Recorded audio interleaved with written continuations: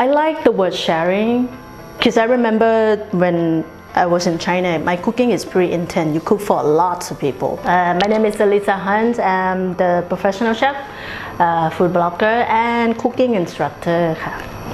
My food culture is more like, we eat quite spicy. I like spice, I like herb, and I try to put those combinations together. I also like salt and flour. And then I found out like in the flour market, 90% of those flour is edible. You can name it rose, gardenia, bougainvillea, and my favorite is lotus. Then it's inspired me a lot because lotus is surprised me in any sense of cooking. It will surprise you, it will surprise everybody. I like the word sharing because I remember when I was in China, my cooking is pretty intense. You cook for lots of people.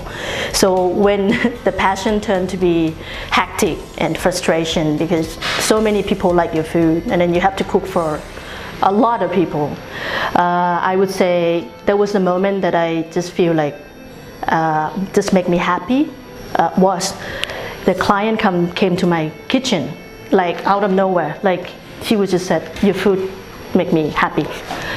And from that words, it's really inspired me that maybe if I can share this feeling to the people who just cook and somebody will say to her that your food make me happy, then it would be a great happiness for me.